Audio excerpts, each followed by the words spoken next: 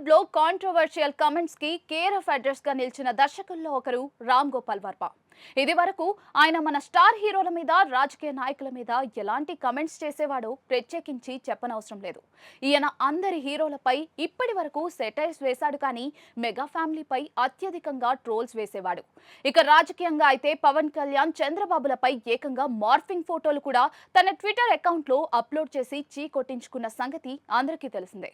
ఈ విషయంలో ఆయనపై కేసు కూడా నమోదైతే అరెస్ట్ వరకు కూడా వెళ్లాడు, కానీ చివరికి తప్పించుకున్నారు.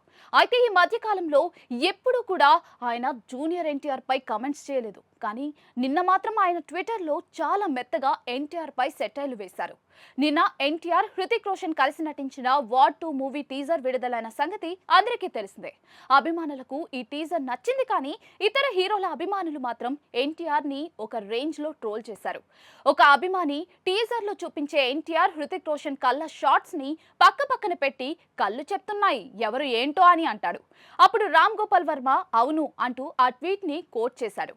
ఈ ట్వీట్ కింద ప్రభాస్ అభిమానులు, పవన్ కళ్యాణ్ ఫ్యాన్స్ కూడా ఇది ఎన్టీఆర్ ని వెక్కిరిస్తూ వేసిన పోస్ట్ అని నవ్వుకున్నారు. ఎన్టీఆర్ అభిమానులు కూడా రామ్ గోపాల్ వర్మపై తీవ్రంగా విరుచుకుపడ్డారు. పుట్టినరోజు నాడు కూడా ఎందుకు ఇంత ఏడుపులు అంటూ మండిపడ్డారు. ఒకవేళ రామ్ గోపాల్ వర్మని ఎందుకు ఇలాంటి ట్వీట్ వేశారు అని ఏదైనా ఇంటర్వ్యూలో అడిగితే మాత్రం అది నేను ఎన్టీఆర్ ని పొగుడుతూ వేసిన ట్వీట్ అని తెలివిగా సమాధానం చెప్పి తప్పించుకుంటూ ఉంటారు.